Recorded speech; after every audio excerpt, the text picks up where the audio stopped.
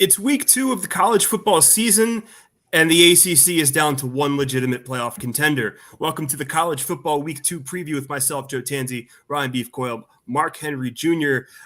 Guys, the ACC is dead on arrival after 1 week, in Florida State's case, 2 weeks, weeks of play. I mean, it makes the playoff discussion pretty easy that one conference has basically eliminated itself from contention right away. Yeah, I think that was one of my main takeaways from week 1, that I think that's going to be a one bid league at the end of the day. It sounds funny to say. It feels like I'm talking about the Sun Belt or something in March Madness, but yeah, it looks like the ACC is going to be a one bid league. And I was the Miami guy the whole offseason, and I thought it was an impressive performance, but I also think it said more about Florida and the season that they're probably going to have more so than Miami. So, I mean, who knows what? I think we'll learn more about Miami in the next month, whether really or not they're going to be a dominant team. But I think that Clemson offense is going to struggle. I don't care that it was Georgia. I think Kate Klubnik is not an ACC level quarterback. Virginia Tech was even more of a disappointment to me. I think we all were on Virginia Tech as well, but still a lot of ball left for them to be playing. But that's a bad way to start your year. And then I think Florida State is just dead, gutless. And the one team we really didn't talk about their quarterback. Yeah. One team we didn't talk, I feel like, that much about this offseason from the ACC was Louisville. They had an impressive showing week 1. It wasn't against any high marquee team, but they were in the ACC title game last year, and they're already ranked again. So maybe put some respect on their name, and they might be one of the teams that kind of comes up and challenges Miami at the top there. Somebody has to. Mark, before we get into, we have a segment now. Look at us being all structured and everything. Before we get into our new segment making its debut this week, Mark, is there another conference outside of the ACC that you have any broad takeaways from, whether it be the SEC, the Big 12, a group of 5 conference? Anything that stood out to you from the non-ACC perspective? Yeah, I feel like people want to have a big takeaway about the SEC because there was obviously Texas A&M loses to Notre Dame, LSU loses to USC. I think obviously Florida loses to Miami, so you have those big results. There were also some teams that put up some big numbers on some bad opponents, and obviously you got Georgia looking like clearing away the best team in the country. So I think it's hard to have big swooping takeaways on a conference other than the ACC because that's a one bid league. I totally agree. Like there's no scenario to me that we get 2 ACC teams in the playoff. And I was saying that I don't think the ACC or the Big 12 gets a second bid as a whole. Like I was saying, both would be one bid leagues before the playoff. And now we'll get into a team that kind of affects the whole conference shakeup of how the playoff could look by what happened in week 1. But yeah, the SEC, I think, still will have plenty of teams in playoff contention. I know that there's some people out there saying maybe the Big 10's better than the SEC. Maybe the top of it is.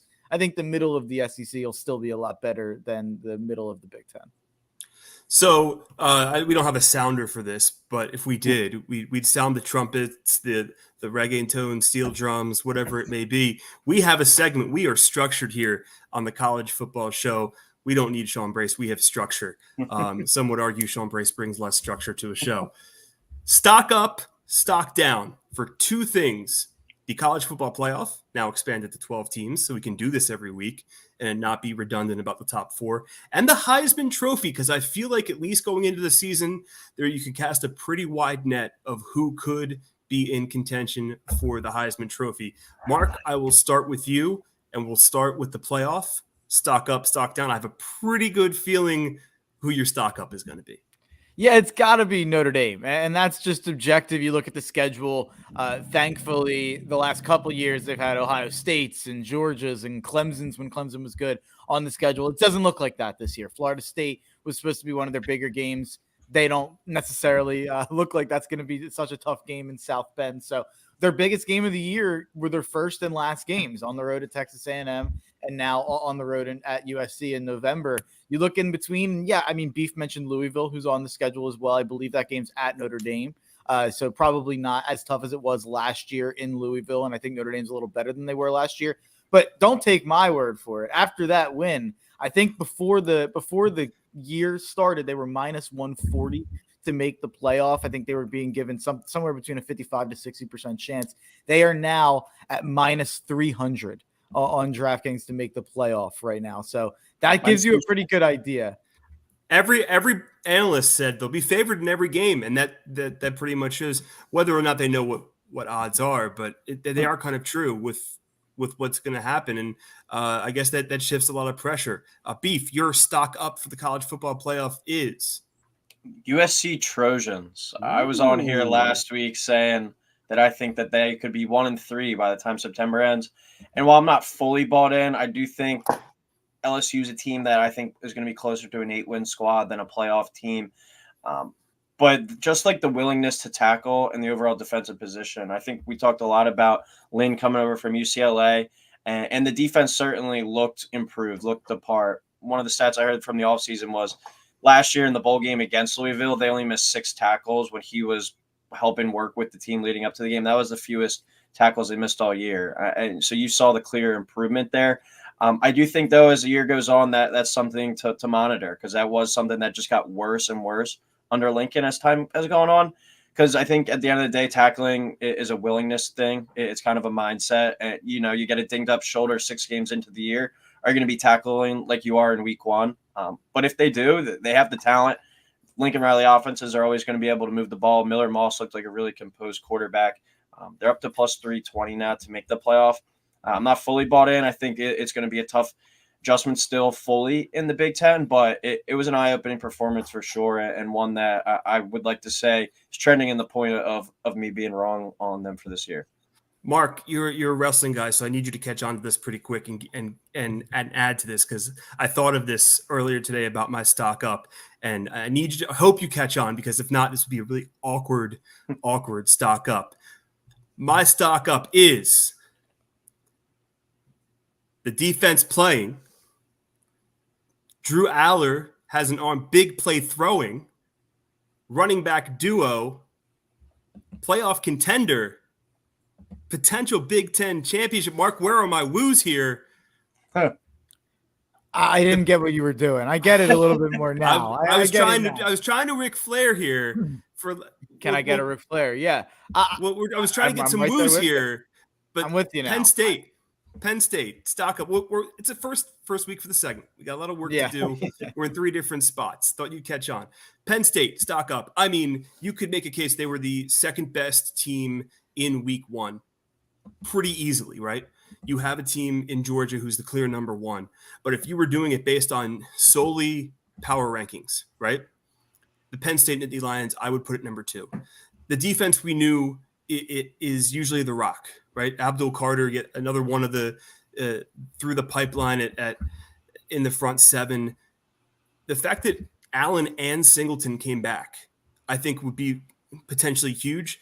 That wasn't the big takeaway. The big takeaway was Trey Wallace and Drew Aller, and the big play is that, by the way, we need to stop Gus Johnson at all costs.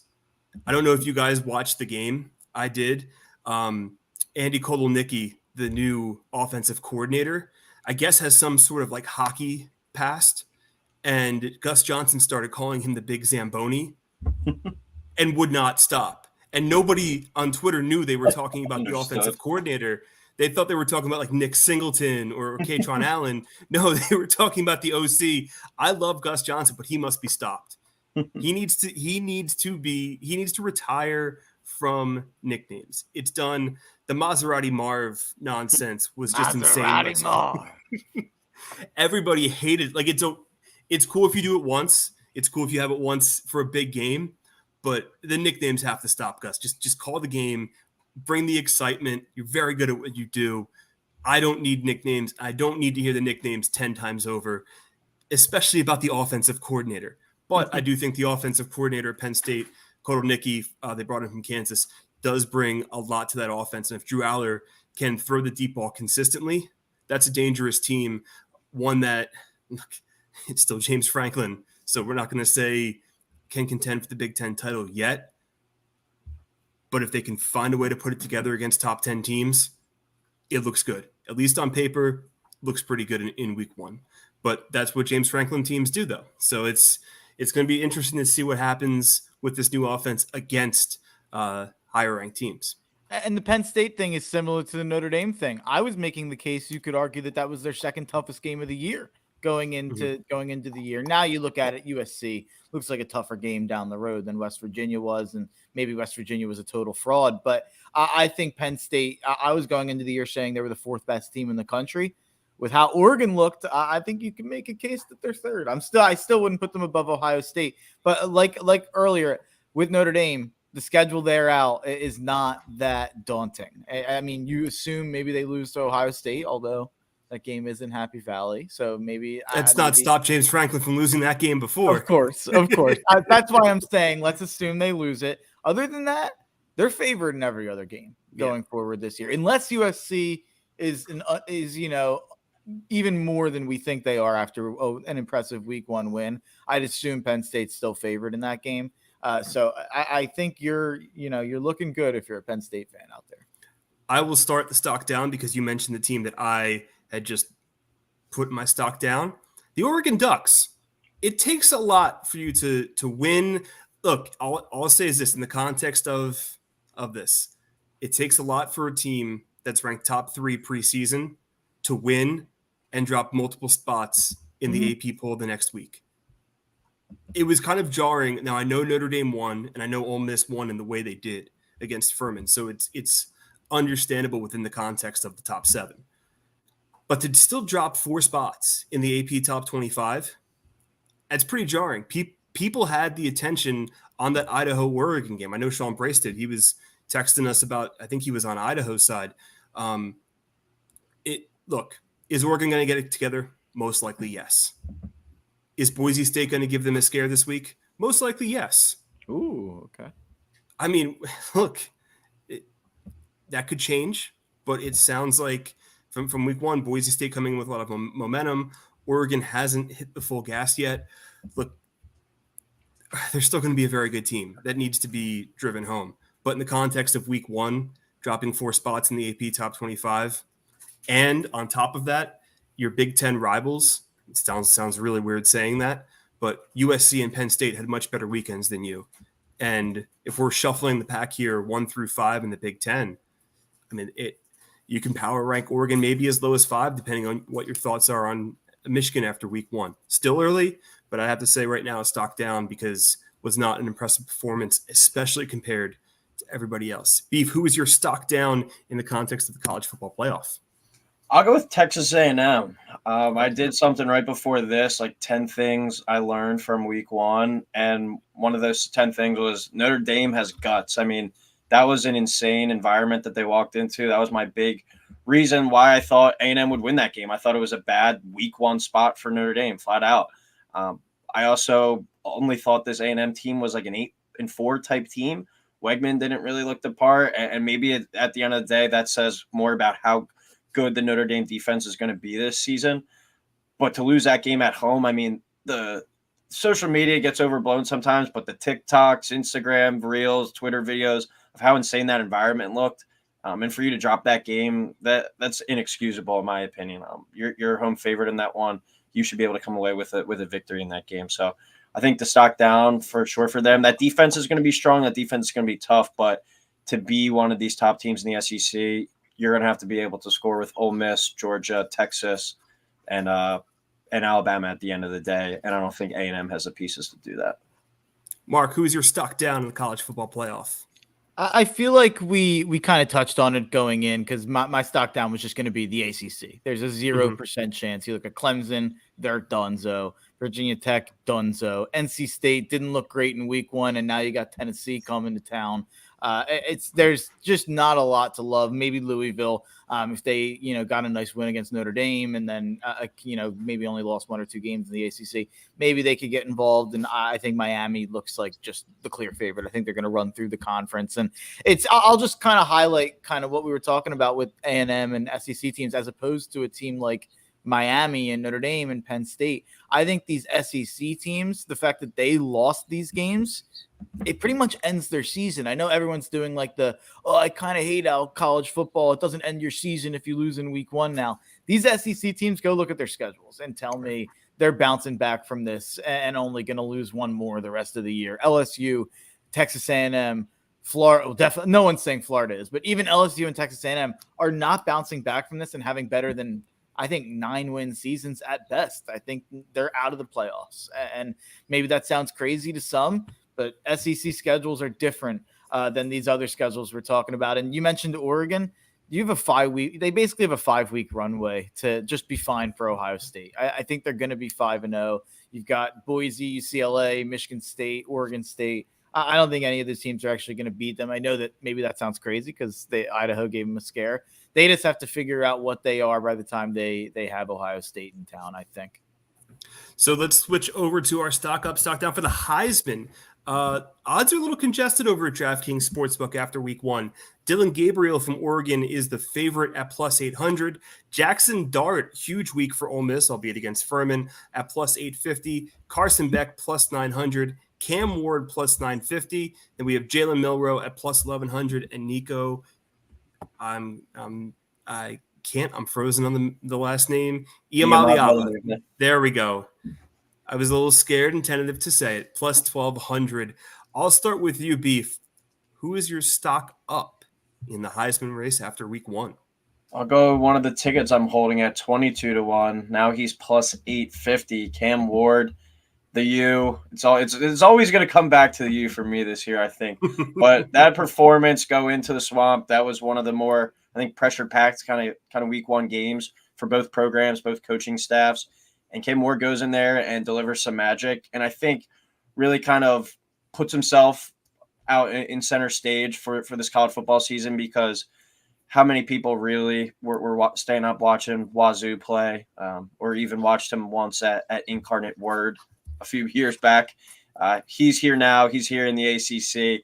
And that Miami team looks like they could be the real deal. So if they are playing in this ACC that we say is as bad as it's going to be, there is a legit chance that team goes undefeated. And if they do, he's going to be putting up numbers and he's going to be right up there at the top. I think he's 4th now in the Heisman odds. So Cam Ward, my stock up for week 1. Mark, who is your rising stock in the Heisman? I'll be honest. I'm shocked by those odds. I hadn't checked them after week 1. I'm shocked that Cam Ward and Nico, my guy for stock up, are not the 2 favorites. To me, Sure. It seems like the big takeaways from week 1 in terms of a player for the Heisman are very clearly Cam Ward and Nico. I think Cam Ward should probably be the favorite. He did it on a bigger stage, but it's hard to deny just how impressive Nico looks every time you get eyes on him. And we haven't seen it in a real environment yet. In the bowl game last year was kind of fake, but you watch it, it looks real. Then you see it against Chattanooga, obviously not really a real game, but it looks real. Like Nico looks like the real deal. And I think he's going to be an electric factory and one of the most exciting players in college football. We're going to get a real kind of taste of what he is this week against NC State. That's obviously a real team. And that's going to be a game that I think we'll find out a lot about both of those teams in that game, maybe more than any other game on the schedule. It's a national stage too. So that number, look, if he has a really, really strong game and you really like Nico, I would take him now. Yeah. I'm holding 16-1. I would still bet at 12-1. Yeah. But I guarantee you, if he has a really great game against NC State on the national stage, we'll get into it, but week 2 isn't that great of a slate. So there's 2 marquee games, one for Quinn Ewers to showcase himself, one for Nico to showcase himself as well. The odds will shift around a little bit. I'll stick with the theme from stock up from the playoff. If Drew Aller can throw the deep ball and throw a pass more than 25 yards multiple times in a game this season, his name will be mentioned in the Heisman Trophy conversation. He's at plus 2,800 right now at DraftKings to win the Heisman. Look, Penn State's going to be in the picture. They're going to be in the mix. And the one thing you wanted to see from Penn State last year that really kind of screwed them when it got to those big games was the lack of a downfield passing game. We know they can run. We know they can play defense. But the limitations that Drew Aller had last season really hurt them. Now look, still week 1. But to go on the road at West Virginia and not only to feel confident in throwing those balls, but to complete some as well. And it's not like he's got the best wide receiver core in the country. Look, he's still got very talented players, but it's not like USC or Ohio State. But I think right now I would buy some stock in Drew Aller for the Heisman Trophy just because I know Penn State is going to be there. My stock down is very controversial, I think, maybe. So I'll let you guys go first. Mark, who is your stock down in the Heisman race after week 1? I'll just go Connor Wegman. This guy, people were trying to tell me was so good. He never threw for 1,000 yards in his life before in a season. He never won a big game against a good team. But I will say he probably will look better against other competition. I think Notre Dame has a top 3 defense with Penn State and Michigan. Maybe Ohio State can have an argument in there as well. But it's really about the secondary. I think that secondary for Notre Dame is one of the best, if not the best in the country, with Xavier Watson, Benjamin Morrison. So I basically just use this as an opportunity to talk about Notre Dame's defense. Beef, who's your stock down in the Heisman? I'm going to call a spade and just say this dude is a bum. Cade Klubnik. I don't know how he was even 40-1 to begin the season.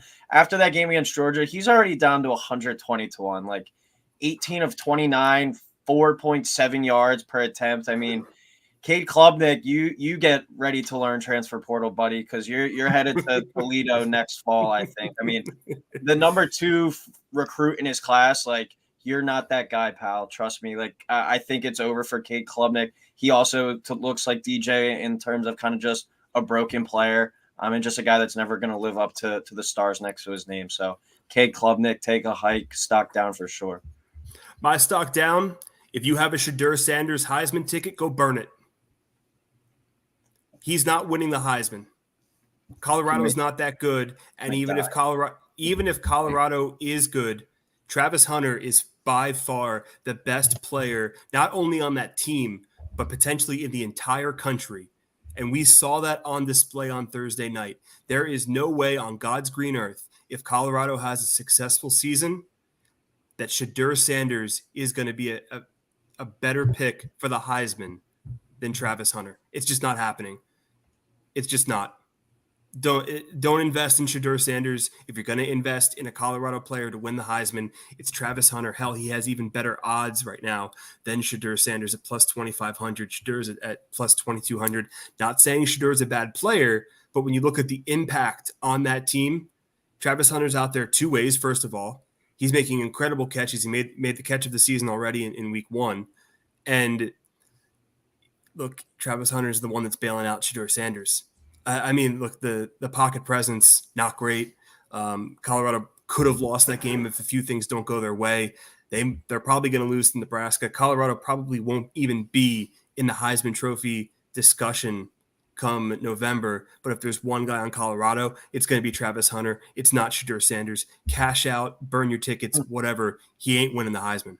What position do you guys think he should play in the pros? So it's a really interesting conversation to me because people are really starting to say maybe he should be a receiver because there's 21 receivers that make more than the top corner in the NFL. So the argument is if you can just be a good receiver, you make more than being the best corner in football. And I think he's probably a better corner than he is a receiver. Actually, I'll take that away. He is a better corner than he is a receiver, even with how impressive he was last game. But it's going to be really interesting. How do you there's even some people saying he might kind of do the Dion thing and play a little bit of both, even if it means playing a little less snaps on defense so he can play some offense. What do you guys think he does at the next level? I would play receiver based off of the money. I mean, it's pretty obvious. Look, I think teams will want him to play corner. I agree with that. Harder to find corners than receivers. Like look at what Puka Nacua did last year in round 5. He was one of the top 5 receivers probably in the sport last year.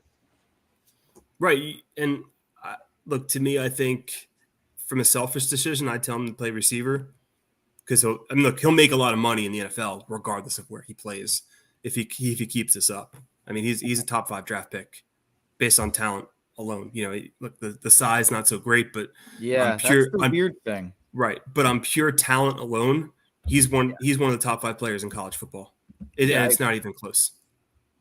It's interesting because a lot of the players in that conversation legitimately might be corners. It's Travis Hunter's in that conversation. Benjamin Morrison at Notre Dame is going to be a top 10 pick next year. He's in the conversation. And I hate to say this, Will Johnson is absolutely in the conversation. He might be my pick for the best player in college football right now. So heck of a year for cornerbacks in college football. So let's move on here. Let's get on to week 2.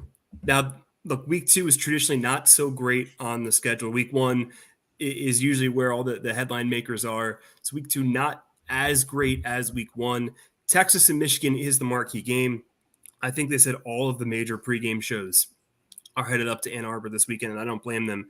A big chance for Quinn Ewers and the Longhorns to prove themselves on the road, but also a chance for Michigan to look. Let's be honest, not a lot of people watched that Michigan Fresno State game. It was kind of just an afterthought at night. Everybody was watching Notre Dame. So this is a chance for Michigan to really assert themselves and where they stand in the hierarchy this season. And then Tennessee and NC State is an interesting one because a lot of people are going to go in to this game thinking Tennessee is far and away the better team here.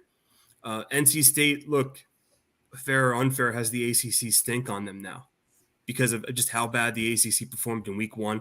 And it's not like NC State played the best either. They got a little bit of a test as well. So let's start with Texas and Michigan. The spread, I believe, is at 7 still. Just in terms of expectation for this game, 7.5 over under is 43. What are you expecting out of this game? Beef, I'll start with you. And I guess which team do you think has more pressure on winning this game? I'm expecting a dog walking in this one. I think the Longhorns walk the Wolverines up and down the field. I just don't trust, and I think everyone's rebuttal will be Michigan did this last year without a passing game, but J.J. McCarthy went in the top 15 picks for a reason. I still think push comes to shove on a third down, he could go out there and make you a play. I don't have faith in Davis Warren going out there and outdueling Quinn Ewers. I just don't think they have enough firepower. You're going to have to put up points eventually in this one. You're not going to be able to hold Texas down the whole time. Does Michigan have the firepower on a Texas defense that should be pretty strong this year as well to get to 20 points, to get to 21 points that I think even with Michigan's defense being good, this is still not the same group as last year. That team had 15 dudes go to the combine last year. Like, this is a significant, I think, step back in talent. Sure, you might have a guy like Johnson who's one of the top 5 prospects, but you don't have the elite kind of group of players that you did last year. And they're not a 7-point favorite here on the road for no reason. I think this is a dog walk-in, double digits, and I think Texas really makes a statement in this one. And I think Michigan takes a step back, not a Florida State-esque kind of step back, but I do think this is going to be like a 9-3, 8-4 team by November. I don't think anybody can take as far of a step back as Florida State did at this point. Mark, are you in the similar wavelength about Texas going up to Ann Arbor and blowing out the Wolverines? I hope Beef is right. I really, really hope Beef is right. I hope this is an embarrassing weekend for Michigan. There's something telling me that they're going to be able to hold Texas back offensively, and maybe this is like one of those weird games that's kind of like 10-7 through the third quarter, and then maybe Texas scores a little bit in the fourth, and we get like a 24-17 game. I'm just a little bit worried that Michigan. I do think Michigan's defense is still a top 3, top 5 unit in the sport. So obviously Texas's offense looked incredible. Quinn Ewers looked awesome. Even Arch looked good when he got in there. But I do think Michigan's defense is a different level. Their offense has serious problems. I mean, Colton Loveland, who's like a big time prospect for Michigan at tight end, he had 87 of their 118 passing yards. That's pretty nuts. Or 87. He had 87 receiving yards of their 118 passing yards. I said that poorly. But it's going to be interesting. The biggest thing here is, can Texas run the ball? And they did it a little bit. They didn't run the ball a lot in that game, but obviously we know that they lost like 3 running backs. That'll be kind of like the X factor of this game, if they can run against Michigan. I won't be betting this one, but I will be hook 'em horns for sure all weekend long. I was given a premature horns last week by my wife. We were talking college football, and she gave the horns up. I'm like, that's next week because you hate Michigan. I just don't know the path to victory for Michigan. Maybe it's 10-7, but I think we're all in agreement Texas wins this game. Yeah. The half point kind of scares me because here's my thought here. Texas, I think, is going to win this game. But the only way Michigan does this is if Michigan plays really strong defense. But I can also see a world where, like you said, Beef, Texas goes in and dog walks him, and Quinn Ewers puts on a show. So it to me, my gut says Texas will win. I think if this number gets to 7 or beneath it, I will feel a lot more comfortable. But to me, I have a little bit hesitancy in betting the 7.5, just because I know what type of defensive performance Michigan's capable of. The offense, I mean, who knows at this point, but maybe a defensive touchdown keeps him in the game. But that's kind of all I got with the hope for Michigan. The other game, though, Tennessee, NC State, I do have a strong conviction in that I'm not scared by the 7.5. I think Tennessee blows them out of the water. I think what we saw from Nico in a very small sample size is real. And I think with NC State, I'm never high on NC State ever. They're just a perpetually 8-win team to me. I think Tennessee is gonna roll them in this game. I don't think it's gonna be close. Yeah, I've already locked in Tennessee. I got it -7.5. I saw it's now up to 8. I think NC State kind of fits into that A&M category of like, why were they ranked? And also might have just been like, well, we had to rank 25 teams, and So, we kind of not to saw. cut you off for a second, but the final 3 spots in the preseason top 25 should be for group of 5 teams. Yeah. But the NC State Western Carolina game, I don't think anyone was writing anything home about how NC State looked in that one. I think, like we just said, by end of the year, we're looking at an 8-win squad with that team. And this could really be kind of because I mean, people saw the highlight clips of Nico, but no one was really fully tuned into the whole game against the Chattanooga Mocs on Saturday with all the other games on. This is his kind of welcome to the big stage moment. And he goes head to head with my guy Dylan as well. So you're really kind of seeing the guys over the next 2 years, I think, that are going to be right there kind of at the top as your best quarterbacks in the sport. Yeah, I think Nico puts up a show here. It comes down to what the defense looks like for Tennessee and what Grayson McCall can put up for NC State. I'm not touching this one. I'm basically this is prove me you're a title contender and prove me Sure. you're like a legit, like real deal playoff team if you're Tennessee. And if they go out and they smack NC State and Charlotte, they are that, in my opinion. I will be fully taking them seriously going forward. And this is one of those, if you go out and take care of business in 2 weeks, I'll hammer Tennessee in Oklahoma, because I'm already kind of eyeing that up as it's in Oklahoma. I think you might be able to even get a discount because it's in Oklahoma, and Oklahoma will have not had a real test at that point. I think Tennessee's a way better team than Oklahoma. So this is before I get to load up on Tennessee in a couple weeks, prove it to me here in Charlotte, because NC State's a weird team. They look bad against bad teams. They get up for certain games. So if Tennessee's real, they'll prove it here. How many times are we going to be like, sorry, Joe, but how many times are we going to say going forward over the next 2 years at least? Yeah, I think Nico just puts on a show and Tennessee wins. Like, I feel like that's going to just be, a staple coming out of everyone's mouth over the next 2 years. Why are they going to win? They have the best player on the field. Heupel got his guy.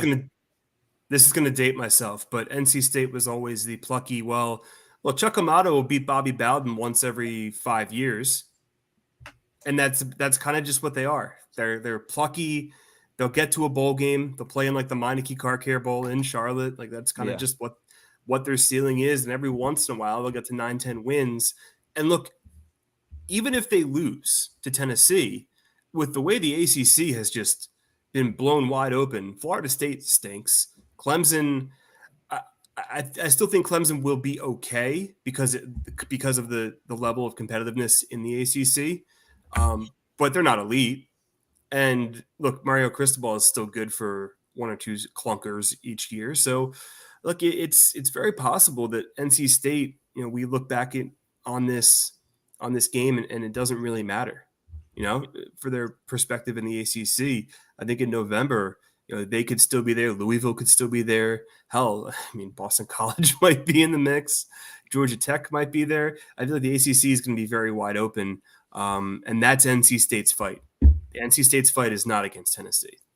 My biggest concern about the ACC is I have a large wager on Virginia under 4.5, and they've got SMU on the schedule. They've got Virginia Tech. They've got Clemson. All these teams I had chalked up as like a -20 against Virginia. They all might stink. So I'll be sweating this out all year with UVA. Yeah, Virginia Tech, we didn't mention them at all. They got a lot of preseason buzz, and They ran into the Diego Pavia buzzsaw. I mean, look, that's about as bad as it gets, losing to Vanderbilt as a double-digit favorite. I mean, my sheesh. only gambling loss of the college football weekend to Diego Pavia in New Mexico State, playing in the SEC. It's unbelievable. That's the SEC Offensive Player of the Week that you're talking about. Yeah, I'll put some respect on his name. I think we were all in our group chat at some point willing Virginia Tech to try and get back in that game. And it did not happen. Kyron Drones got hurt, I think, a little bit at the end. They were up 27-20. Yeah. And then they blew it. Did they miss a kick to knock, or they were trying to kick to go to overtime, or what happened with that? Didn't someone miss a kick in that game at the end? I think Vanderbilt missed a kick at late in that game. It went to overtime. Yeah. I gave up on that one once I had -12.5. I was like, I got them live. at like plus 200. Live and everything. They hoodwinked us. Yeah. Rico Bosco from Barstool came on my show. He was plugging Virginia Tech. Beef was plugging Virginia Tech. I think we were all drinking the Kool-Aid on Virginia Tech. I was buying in. Drones is exciting when it's good, but man, when it's bad, even before he got hurt in that game, I think he actually had pretty good numbers if you go look at his stats in that game. He had like 322, but that's not what the tape showed.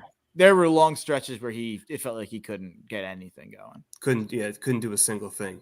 Across the week 2 slate, look, I know there's a lot of kind of okay games. The late night slate, I'll tell you what, the late night slate looks incredibly exciting. Texas Tech plays Washington State. You have Mississippi State and Arizona State. I believe USC is in the mix as well against Utah State. You have you have Oregon State, San Diego State. Arizona's in the mix. The Boise-Oregon game is on Peacock. I mean, look, the late slate has a ton of potential to be fascinating across week 2. I guess I'll open the floor to you guys. Do any of those late night games intrigue you? One of them is just a flat out, I'm betting the over, and that's Texas Tech Wazoo, the Mike Leach Memorial game. If the over doesn't hit in that game, what are we doing here? But to you guys, do any of those late night games stand out? The Mississippi State Arizona State game is one that I'm just kind of looking forward to, because I think come week 12, both those teams are like 3-9, 4-8, but they both put up points in week 1. The offenses look pretty good. I know Mississippi State put like Eastern Kentucky, Arizona State did it to Wyoming, but that's one I think it's just like two teams that you're one of your best chances against a power conference. They're going to be going hard against each other. I think we get some points in that one. I think that's a fun one. And then I'm interested to see how Oregon looks too after how they did last weekend. Gentry, the running back for Boise State, 250 yards and 6 touchdowns. That's nothing to bat an eye about. So looking forward to that one. I think we could see some points in that too, and see if Gabriel and the offense is able to get cooking a little bit more in a second start. I'll open that up real quick to the Boise-Oregon game. It's a 19-point spread. Boise went back and forth with Georgia Southern on the road, important to note, although it's completely different than Autzen Stadium. Still on the road. What do you think of that game, that spread, noting that Oregon did not have its best game in week 1? Points. Yeah, I don't have much. I think Oregon. I expect Oregon probably to bounce back. I'm not freaking out about Oregon, but I just had something I wanted to touch on with Texas Tech Wazoo. Maverick McAvoy, the quarterback from Abilene Christian. Texas Tech won in overtime against Abilene Christian, 52-51.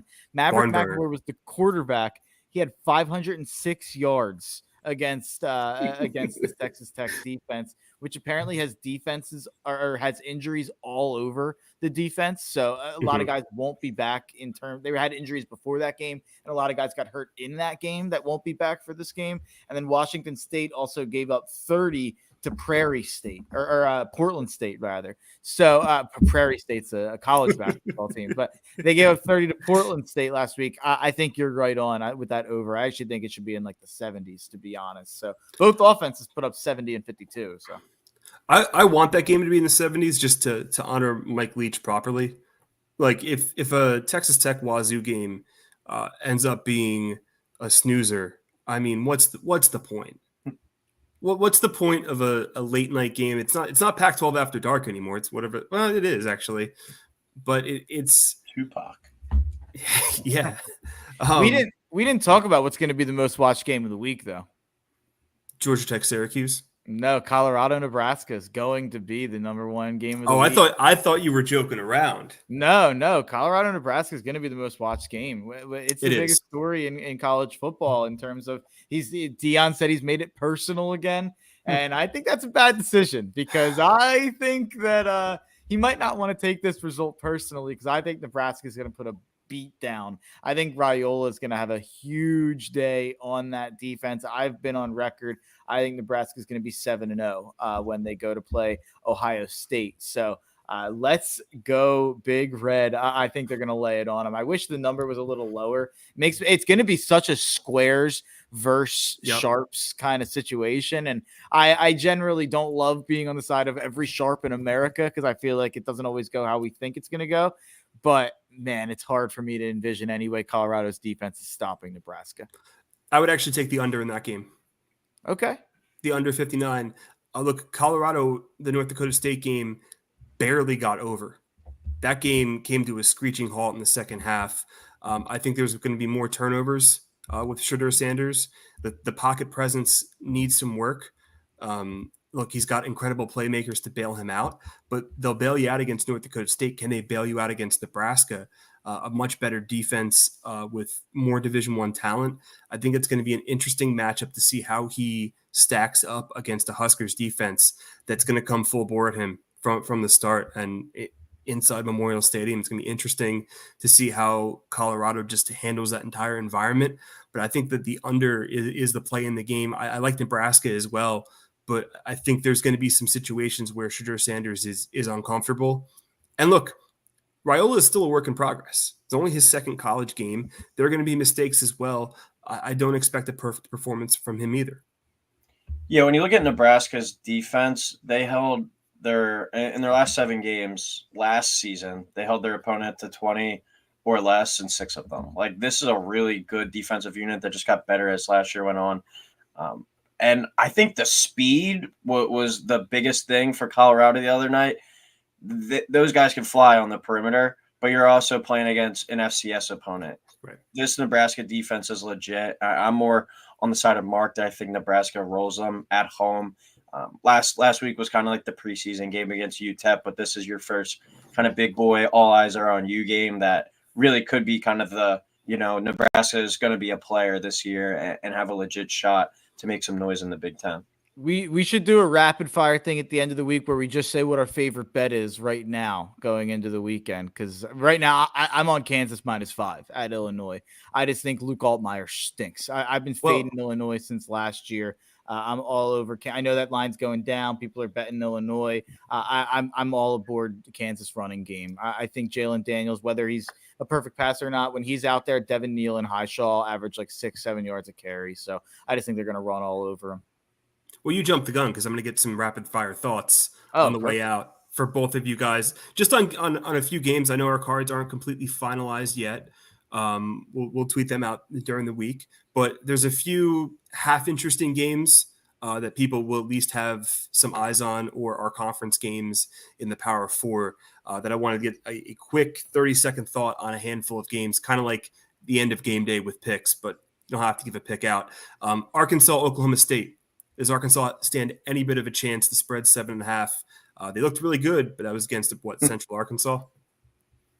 No, I think it's a game. I think that offense is actually going to be impressive. I think when you look at Oklahoma State, the offense is better than the defense. I think Arkansas is going to be able to put up some points. I actually really like the over of 60.5 in that game. I like the over as well, but I'm on Oklahoma State -7. I think Oklahoma State rolls. Since 2017, they're 4-0 straight up and against the spread against non-conference power opponents. Arkansas, their first true road game against the non-conference power opponent since 2016. Just a fun fact. Because Sam Pittman 12-6 since 2019. I was just digging that one up earlier. I think like the early year or two is doing a lot of the heavy lifting there for that first year or two there. But I think this is an Oklahoma State roll spot. I'm buying in on Oklahoma State. I loved how they looked last week. Georgia Tech 2-point favorite on the road at Syracuse. Why? Because Syracuse stinks. I watched that Ohio game. I know people are bragging about Kyle McCord putting up numbers. Ohio was running the ball at will on that defense, and it was a little bit closer than people thought at halftime. I think it was almost tied or maybe like a one-possession game.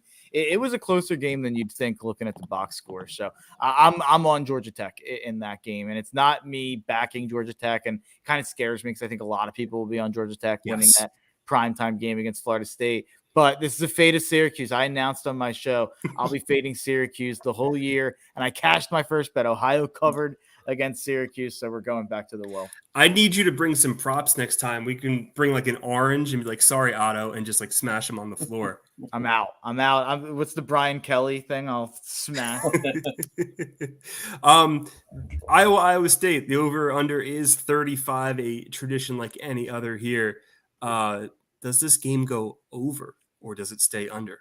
I locked in 35.5 today because, as we saw last year, that number every day goes down for the Iowa games. I think 4 out of the last 5 Cy-Hawk games have gone under this, and the average has been like 29 points. So I'm going under like a 17-10 type game. I got nothing. I'm not touching that game. That's disgusting. If you watch that, go do something different with your Saturday. It's all sorts of gross and disgusting. I think I'm going to bet the Cyclones, though. Ooh. Yeah, I like the Cyclones too. Okay. I think I'm a big fan of the Cyclones in the Big 12. Look, Iowa. Look, I bet them last week. Betting Iowa is a dangerous experience for everybody involved, especially in the Cy-Hawk when Iowa State is pretty even with them in terms of talent across the board. All right. Any final thoughts on the week 2 board for either of you? Look, it's not a great week, but I think there's going to end up being some pretty decent games on the board. I think we touched on all of my picks besides Kentucky. I'm taking Kentucky -10 against South Carolina. I'm only on favorites this week, which makes me nervous, and I feel like that's a scary sight. I had a really good week last week and identified a couple underdogs to like in big numbers, but I think this is going to kind of be like a bounce back spot for the favorites a little bit. So you look at how bad South Carolina was last week, and that's really what this is based on more than anything with Kentucky. Although I had the thing last week coming into week 1 where I thought maybe we're underrating Kentucky a little bit, and I think we were. Brock Vandagriff looked pretty good. I think they're going to be better than people think, but it's probably more about South Carolina. They looked absolutely horrible against Old Dominion, barely won 23-19. Lenora Sellers, 10 for 23, passing the ball. Rocket Sanders, supposed to be their best player, 24 carries for 88 yards. They couldn't get anything going on offense. So give me Kentucky to lay it on South Carolina there. Beef, your final thoughts on week 2. Penn State -34.5. I think they put it on Bowling Green at home. Oklahoma -29.5. I think it's a fate of Houston all year. They're bad.